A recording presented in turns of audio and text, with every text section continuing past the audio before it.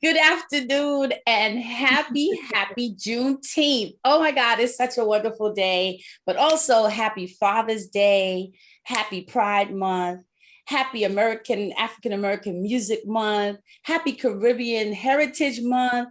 There's just so many things to celebrate in this month of June. And so I just want to say again, but really happy Father's Day and happy Juneteenth. I am Iris Owens, your host of The Autopsy of Her, Healing, Evolving, Resiliency. And on the line with me, as always, is my beautiful sister and co-host, my honey bunny. How are you today, honey bunny? Hey, honey bunny, Stephanie Deani Green. Good afternoon, everyone. Happy Juneteenth. I just want to tell y'all that we are really crazy today. Part of that is because, life happens, right? So it is Monday. We normally don't tape on Mondays, right? But we wanted to definitely tape because, again, it was Father's Day yesterday and today is Juneteenth, and we could not let this day go by without having something to say about it, right? And celebrate this, historic happening for us as a culture. And so, but we both, as you know, are realtors. And so we were just crazy last week. And we're not complaining. So let's clarify that we are not complaining. Thank you, Jesus. We are so happy to be crazy in productivity and being, busy and doing what we love to do. So we're not complaining. So this is why we're on Monday, and we didn't get a chance to record on Friday. But nonetheless, we are so happy to be here with you all today. And we just wanted to dive in a little bit about Father's Day. Last year we did a whole session on Father's Day. And of course, we just want to celebrate fathers as always. And for all the fathers out there, for all the stepdads and, the stand in the gap dads and the fathers to be and the fathers who were not fathers and became fathers to other children. We just want to salute you and say happy Father's Day to you. It's just really important that, a father is needed in all of our lives. And even when they're not, they're still important in our lives because they still play a role, even if they're absent. So we just want to say happy Father's Day. So Steph, jump in. Yeah, I want to say happy Father's Day to my nephew, Sharon. He's a single dad. He has 3 babies. And, his second baby, he brought her home from the hospital, just him and her. Yes. And my sister, she was there to help her son. But, I take off my hat to him, and my brother has been a single dad through his life before he, married a beautiful woman. Yes. But it's like all the single dads out there. Oh my God. You guys. Yeah, thumbs up to you. Right. You know what I mean? You guys I want my baby, even if you don't, I'll take care of it. And that's right. That's big. That is big. Yes. You're talking about like an infant, like his daughter, he brought her home literally, she was 3 days old. Yes. He brought her home. Yes. And now she's a beautiful young lady. She's going to be 8 years old, I believe. Okay. Yeah. And that's his second, he has his oldest is 10. So he's been a single dad for a really long time. Right. We're doing a really good job, I might add. So shout out to him and shout out to all, as Steph said, all the single dads and all the dads who are, whether you're single by choice or you're single by circumstances, just shout out to you that you did not step away. You did what you were there to do. And that was to be a dad. And that's an amazing feat in any situation. So congratulations to all of you and blessings to you for being dads. We love our dads. If you are like us, I don't have my dad with me anymore. And so, but we remember the good times with our dads and remember the memories and the things that they taught us. And so on yesterday, I was telling Steph that on yesterday, I went to church and I came home and I decided that I was going to cut the grass. Now, you guys know I'm in Georgia, so it was pretty warm here yesterday. But my backyard needed to be cut. So I decided I would cut the grass. And while I was out cutting this grass, I had this whole kind of epiphany in my head about fathers. And I realized that the person who taught me how to cut grass, because I had never cut grass before until I moved to Georgia. And that was in 1989. And I think Well, I don't think 1989, I moved back to Georgia, and I think it was somewhere either 90 or 91. I'm not certain, but I moved to a neighborhood where I had to cut grass. I had a really huge backyard and a big yard. And so I learned how to cut grass. And I said yesterday that all came back to my mind because I was thinking about Mr. Melvin. Mr. Melvin was my neighbor across the street, older gentleman, and Mr. Melvin taught me how to cut grass. He taught me how to, put the gas in and check the oil and Really? make sure you have it right to cut. Yeah, Mr. Melvin taught me how to cut grass.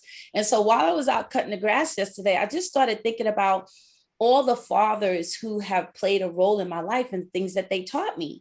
And so I was thinking about, I remember, it was a dad who taught me how to change a tire.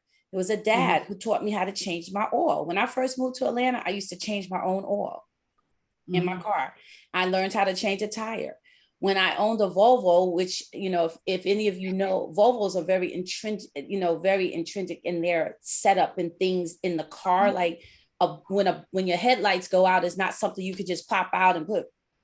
You have to take the whole front, the bulb out. Is that whole grill comes out in order to change that. And I remember a father taught me how to do that, right? My own father, always give my father the credit because my father was an impeccable dresser. He was an impeccable dresser. And my mom taught me how to dress, but my father was an impeccable dresser, just always so well put together. He always looked like he should have been a model of some sort. But I give him credit for my style and, the flair, because my father always had that suave look whenever he was dressed. And, and then I thought about, my uncle Al, who, when I moved to Atlanta, another father who took me under his wings and showed me around Atlanta and showed me how, the different highways, where you're driving, how you're driving, how to get on the train, the whole nine. I mean, so, I just think about all the fathers that have been in my life that have been very intertwined, I should say, in my life. And I really, really appreciate that. And so when I finished cutting the grass yesterday, I did a video of the backyard. And I said, hey guys, so I was out today, I was cutting grass, and this was in honor of all the fathers. And it just really made me think about all the fathers, like my best friend's fathers, who, like my friend Deb, her father has always been just a gentleman, Mr. Davis, love him to death. And I always laugh because when I first met Deb and I would call Deb's house, Deb's family all answered the phone and said, praise the Lord. And I remember thinking, oh, okay, I wasn't sure how to respond. But here was this family led by her father, who God was the center of their lives. There was no mistaking who they served. And with Deb, I started going to church. And so because of that family and because of her father and that unit, I started going to church. And so I just started thinking about all the different fathers that have played roles in my life, right?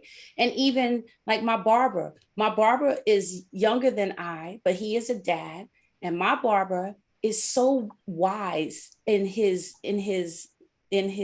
life, right?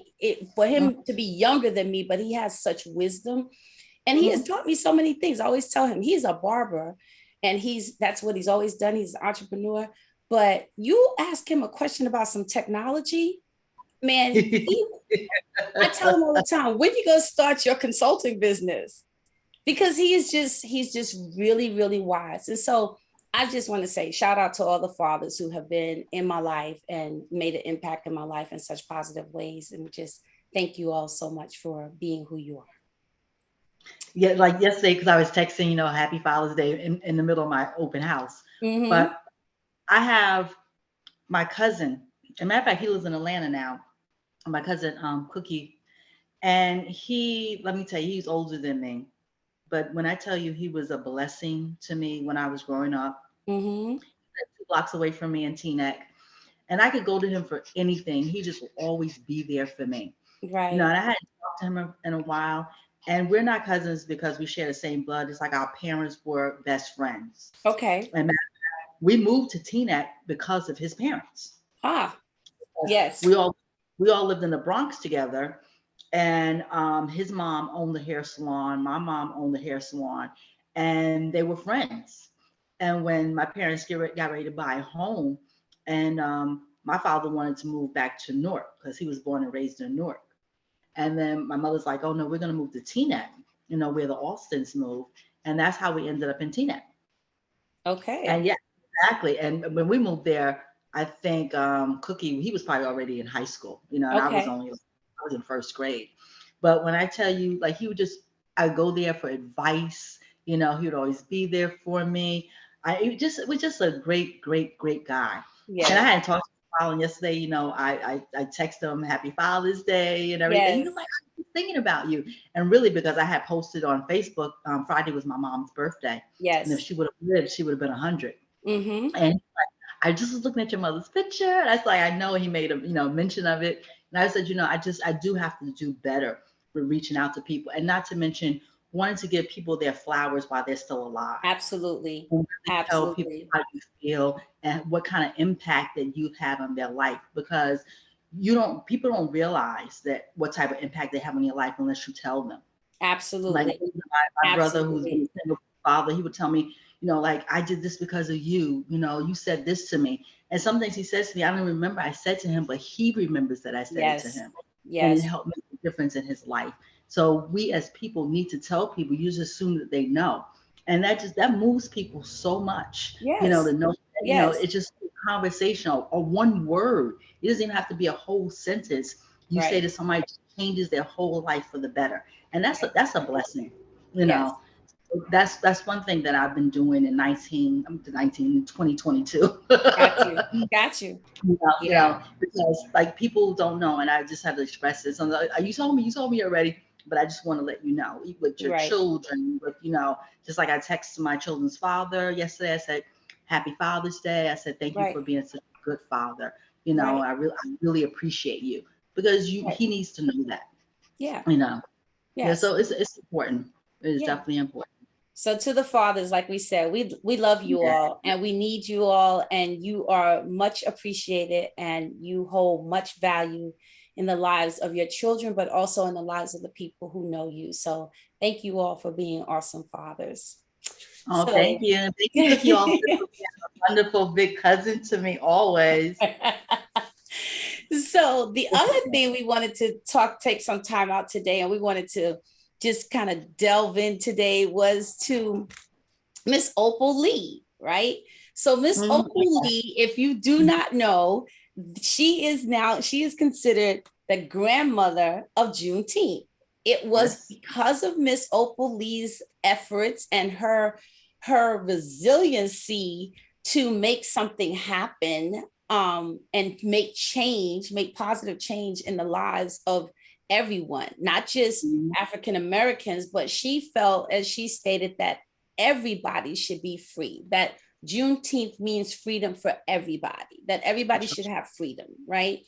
And I love that about her. And so I basically, of course, I've seen her speak several times, but I really did look her up.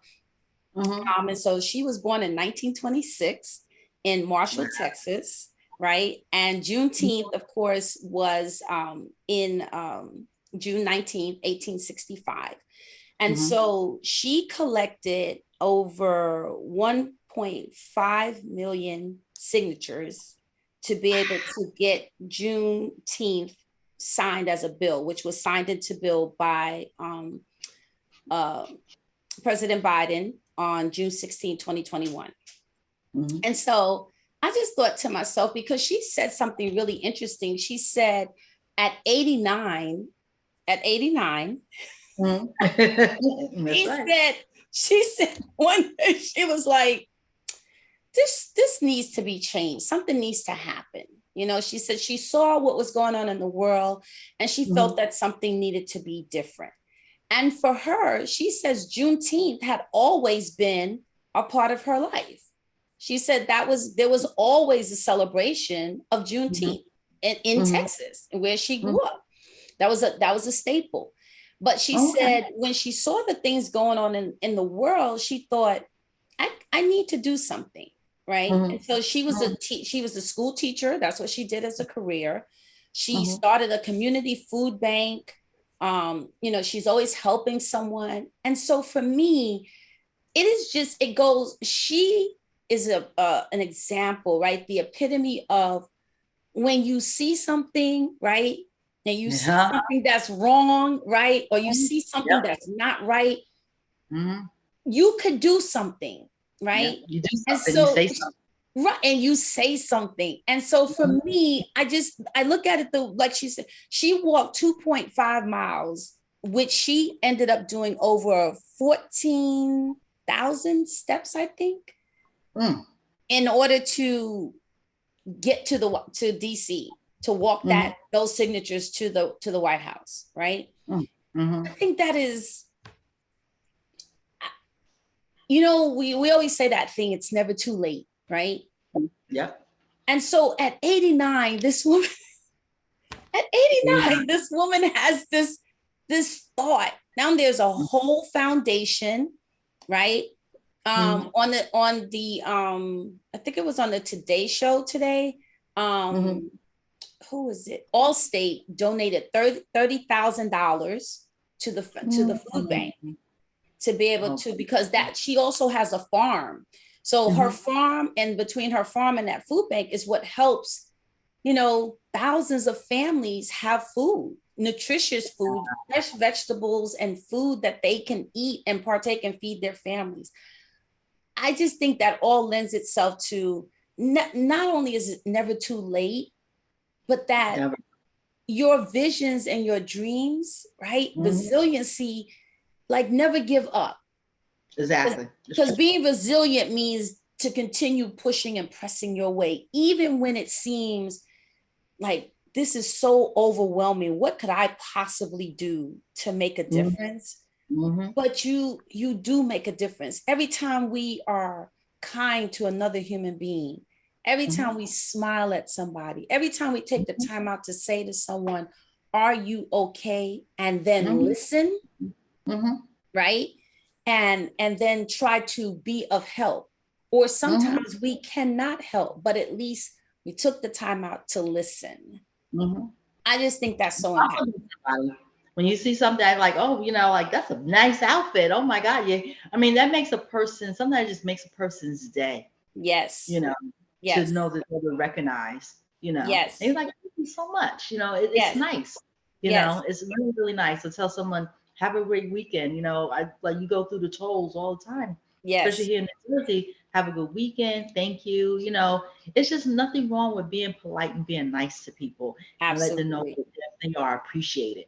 Absolutely. That's important. I had to go to the city on Thursday. My son was taking me because I still like to drive that long with my neck, and he didn't really want to take me, but he knew already he had to.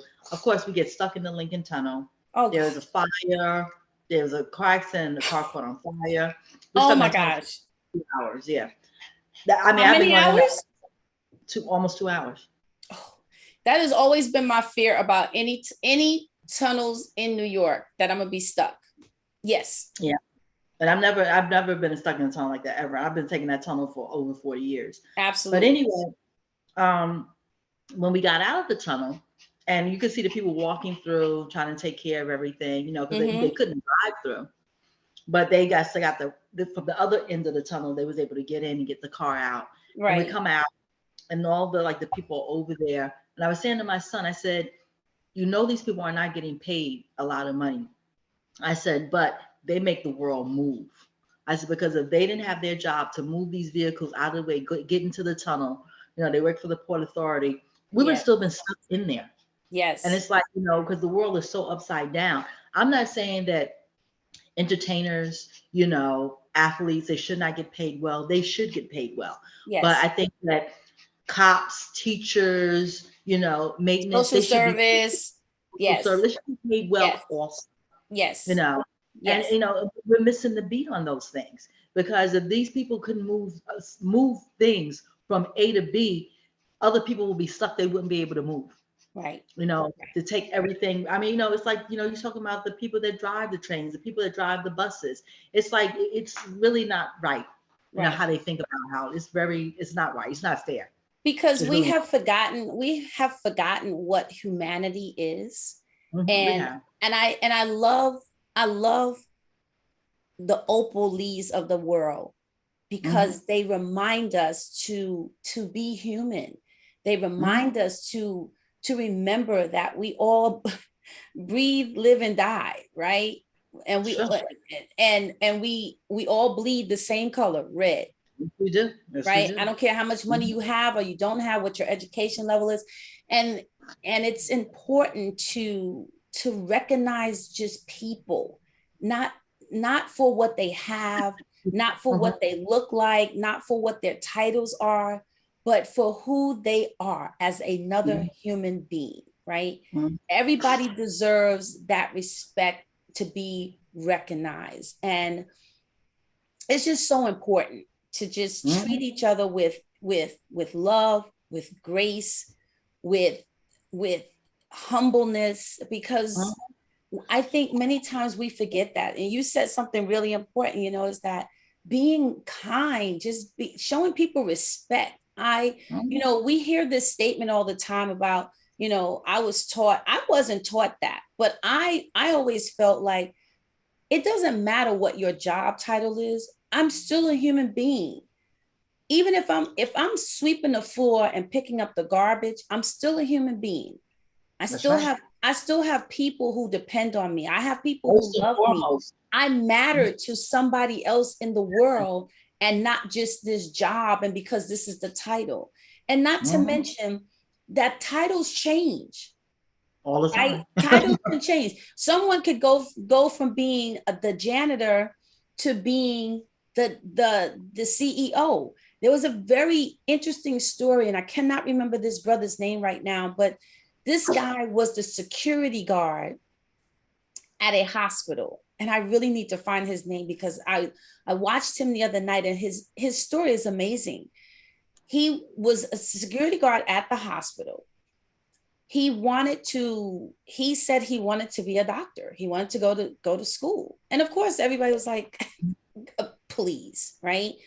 He met this doctor, and he asked the doctor, hey, do you think it would be okay if I could come and sit in and just watch you, you know, do what you do surgery?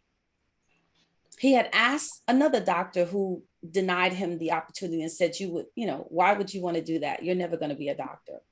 This particular doctor said, absolutely. Went through the processing to make sure this happened. And he was able to go in and see the surgery. Long story short, this gentleman went to college. He got his BA. Then he went back, he got his master's. Then he got his PhD. And so I'm like, you see what I mean? You don't count people out because of the situation they're in.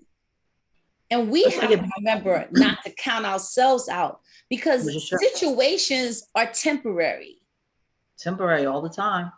Like I kids, my children's high school, they graduated from Piscataway High. And so one of the counselors there, he was in school, but he was a janitor. You know, he wasn't a counselor at the time. Right. And the kids was like, so they would have summer programs there. So the little kid was like, oh, you're nothing but a janitor. You know, when he ends up going to high school there, now he's a doctor. Absolutely. The same gentleman. Right. That you told him, oh, you're nothing but a janitor. Right. Because you don't know what people are, like you're saying, what they're going to be. You know what I mean? They're rising above, like, you know, they're rising above something more in their life. Right. You know, and then interview, it's nothing wrong with that. It's still about respect. Right. But now not only is he a doctor, now he's your counselor. Right. The first shall be last, and the last shall be first.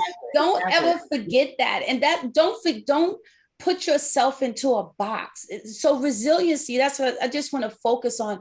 Resiliency is that is what that is. It is that thing inside of you that tells you that what you see in front of you, this is not your destination.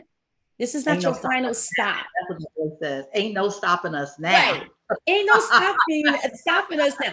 Just because it's in front of you, yes, that's what you see, but you have to go deeper than just what you see, because sometimes what you see is not really what you see. Oh, right? Always. The eyes can be deceiving, right? Always. So you just you just want to remind ourselves, it's so important, because Opal Lee, this gentleman, I promise you, I'm going to go find this gentleman's name, because he deserves, I deserve to tell his story and tell it right if I'm going to share it. So I'm going to make sure I find his name and share. But I just thought his story was amazing, because again, if he had taken that no when the first doctor said, absolutely not, why would you want to do this? You have no reason to, right? But he didn't accept no. And that's something we hear a lot, even as a realtor, right? The first time you get your license, you're like, yay, I'm a realtor. But now you have to find somebody who's willing to work with you and trust you as a realtor.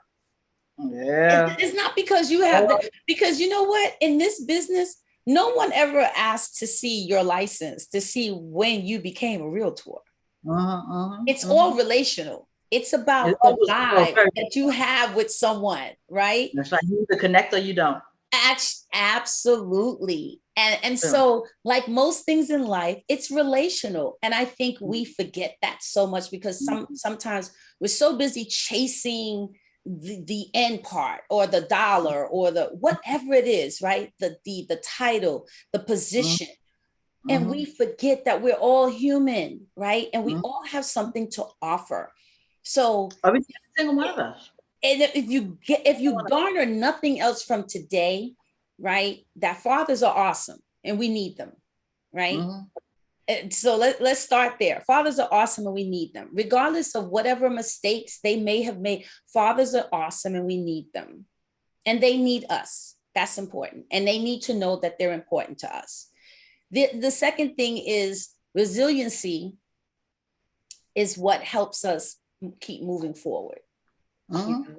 As the saying goes, don't look back, because you're not going that way.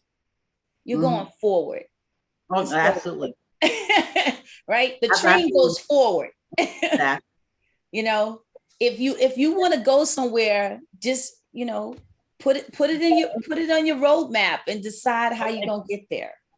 And keep talking about it, and keep talking about where you want to go. Like, absolutely. You know, and I'm definitely a person that does this also, but we as people, we need to really stop talking about what happened in the past, because it keeps it in front of us. Yes. So therefore it blocks all the new stuff that we want. Right. We need to talk about what we want. Okay, that was then, this is now, let's move forward. Right. And talk about what we want. Right. And where we want to go. Not where we came from and what we don't have. Right. Talk about what we want to have. Right. And you talk more about these things, and you obtain these things, you know. Right. Plus, I wanted to jump back for a minute. When I used to commute in and out of the city, I used to always see this homeless lady. And, you know, giving her money, you know, but she was always in the Port Authority. And then she became pregnant. And I would see her, she was pregnant. And then I hadn't seen her for a while. And one day I said, what did you have? How you doing? What did you have? And she looked at me. She didn't realize I had noticed her. She didn't realize you saw her. Exactly. And she said, oh, I had a little girl. I said, oh, that's nice, you know. Awesome. And I know she had to give the baby up, but, you know, the fact that, you know, and she just had that look on her face, you know, then all of a sudden I just stopped seeing her. Right. So I don't know what happened to her, but I recognized her enough that I knew that she gave birth, and I, you know, made it out my way to go speak to her about having a baby, tell her congratulations and everything like that. Well, we're going to believe that conversation was a pivoting point for her, and that she went and got her life back on track. That's what we're going to believe. That would be a wonderful thing. Oh, yes, that would be a wonderful thing. That's what we're going to believe. And isn't that what we all want to know, that we're seen, but we're seen and that we're heard and that somebody cares. And Exactly. so many times in this life in which we live, this fast track, keep it moving. I don't have time to say hello. I don't have time to hold the door open for you. I will not pull the chair out for you. I don't have time for you to keep sitting here telling me the same thing over and over again. We get it. We are short on patience. We all. I'm guilty of it. You're not important. If everybody doesn't know your name, if you're not a celebrity, we need to pay no attention to you and all this stuff. And it's really sad that we have gotten to that state. Right. Because guess what? Everybody can't be famous.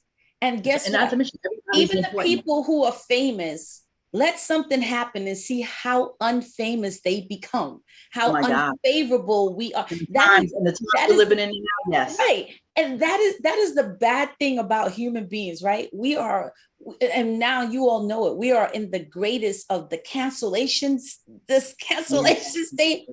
But guess what? You cannot cancel me. You didn't make me. Exactly. You can't break me and then cancel me. We all need to remember that. Likes. If you're like, I'm about to be liked, and that's important to you. That's how you put yourself in cancellation mode. But people, like Iris said, they didn't. God created you. They didn't make you. So guess what? People can't cancel you.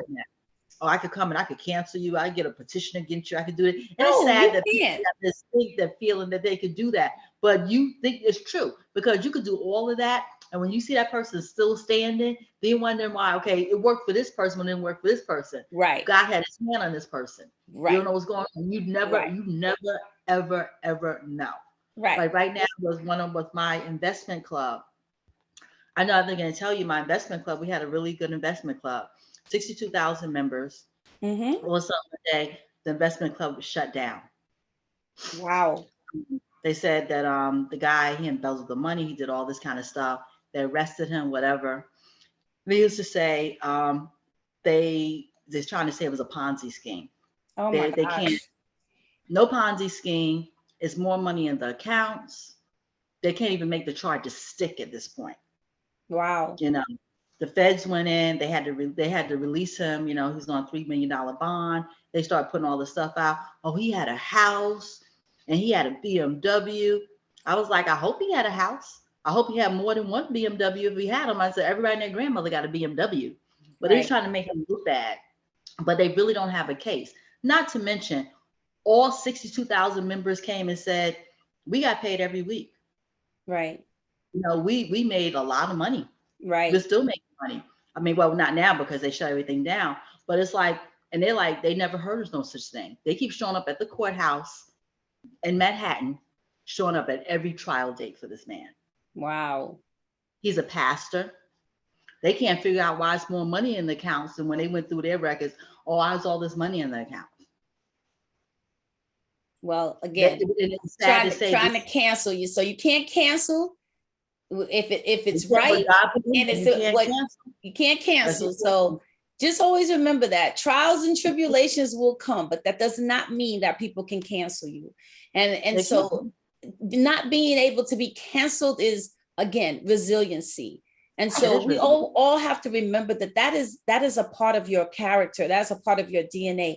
Resiliency is a part of you. And so there are times in life, especially during these times right now, where you have to lean on that. You have to lean into it. Sometimes you just got to lay on top of it. And remember, you are able to go forth and do that which you have in your heart, which you see for yourself, right? And so if a woman at 89 years old had this thought in her mind, I'm just going to say it. Now I'm going to be petty. You going to let an 89-year-old woman beat you? Come on. I'm just saying, Opal Lee, you are amazing, but you just lit a fire for me. That's how you have to look at it. At 89. But we were having the last time we talked, we were having this conversation that, it's when it's your time, it's your time. It's your time. About different things. Yes. When people like, at this age, it's not about your age. It's not. It's about when it's your time. Right. Because if you see these 4-year-olds and 6 and 10-year-olds who are superstars opening business, the young lady who opened the Black beauty supply store, these other kids who on these cooking shows, and come on, right? Exactly. It has nothing to do with your person per se, like your age or your ethnicity or your education. It is that fire inside of you. That's your resiliency. It's that fire and that desire to do more, to be more, to go further, to see more, to leave more behind, right? I always tell people, I love the fact that I'm a daughter. I love the fact that I was a wife. I love the fact that I'm a mother. I love all those things, but you know what? What I love and what's more important to me is what will be the positive imprint that when my eyes close, I don't want people to say she was a good mother. I don't want people to say she was a good wife. What impact did I leave? I think that's something sometimes we forget. I think the impact, and I think that I do feel that everyone leaves an impact. Some impacts are larger than others. Yes. But like I always tell my children, if you change one person's life in this world when you came, you already did your job. Absolutely. Because that's what it's about. Because if one, and then one tells two, then two tells three. It just builds like that. You know what I mean? And some people's stars shine bright while on this earth, and some people's stars shine brighter when they leave this earth.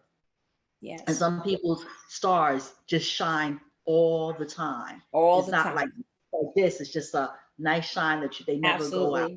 You know what I mean? And I think that steady shine of never going out is a beautiful thing. Yes. You know what I mean? Because it's neither high nor low. It's just right there. It's constant. I love that.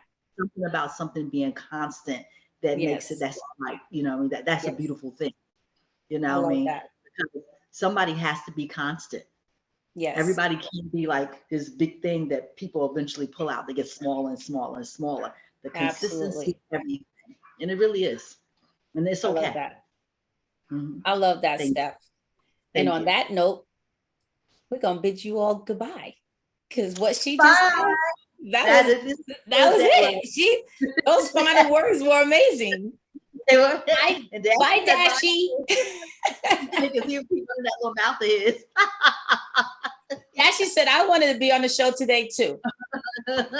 Welcome, Dashie. But have a great day. Enjoy yourself. Yes. Be happy and tell everybody that you love them and tell everybody how you feel. Absolutely. And if you feel you hurt somebody's feelings, say I'm sorry. Absolutely. It changes people's lives. It changes your relationship with people, believe it or not. Yes. Never be too big to say I'm sorry, or say, like some people like to use the word sorry because they feel it makes you sorry. But you just say I apologize and really mean it from your heart if you feel that way. But even with your children, people like them, because we don't know everything. And sometimes we make mistakes with our children. There's nothing wrong with apologizing to your children. Absolutely. That is not weakness. Yeah, I used to apologize to my kids. I'd be like, oh, you yelled at me. I apologize. I shouldn't have yelled at you. I thought it was something else. Whatever. It makes a difference in your relationship with everyone. Absolutely. You have to own your stuff. Absolutely. Yeah. Own your stuff. Be happy. I'm a big component of the blackness. I love being black. I love being a black woman in America. And we are so happy for Juneteenth. This is amazing. I'm just so excited about, just having this, just so excited. And I did I say Happy Pride Month? If I did not, forgive me. Yes, Happy Pride Month. Yes, I had a jewelry show for Pride Month for the Elm Street store. It was really nice. Awesome. So we have so much to celebrate this month, guys. So just celebrate life, celebrate all these great things that are happening in our lives, and be impactful, be positively impactful, be amazingly productive and positively impactful. So we thank you all for tuning in today. Share some goodness and some kindness with somebody, pay somebody a compliment, and make somebody else happy today. Exactly. Thank you all for joining us. Smooches. Thank you. Bye, honey bunny. Bye, honey bunny.